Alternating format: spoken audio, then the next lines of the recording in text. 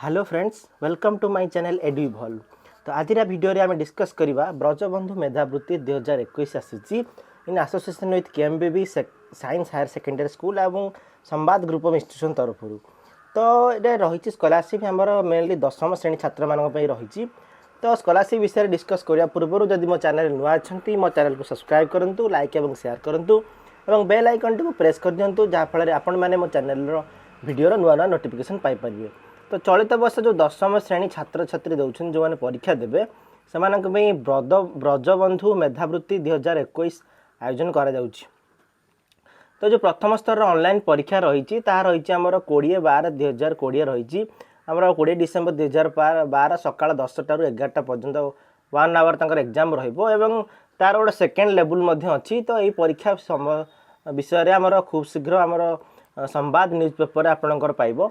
तो देखो जो पुरस्कार राशि रही जो मैंने प्रथम पुरस्कार लाभ करेंगे से 25,000 रही जो द्वितीय पुरस्कार पाइबे से 15,000 रही तृतीय पुरस्कार जो मैंने पाइबे से 10,000 रही।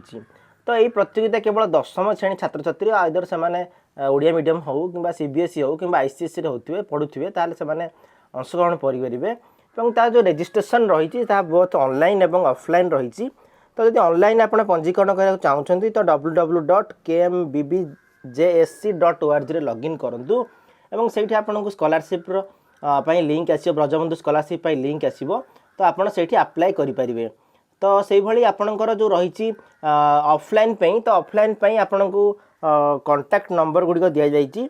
तो आपण मैंने कॉन्टैक्ट नंबर गुड़ी को भलर देखी दिंतु। तो डिफरेंट डिस्ट्रिक्ट आमर जो रही कटक, गंजाम, पुरी, बालेश्वर एवं आप 30टा डिस्ट्रिक्ट कॉन्टैक्ट नंबर देती आपण मैंने कॉन्टैक्ट नंबर कॉन्टैक्ट करें, नोट कर दिंतु।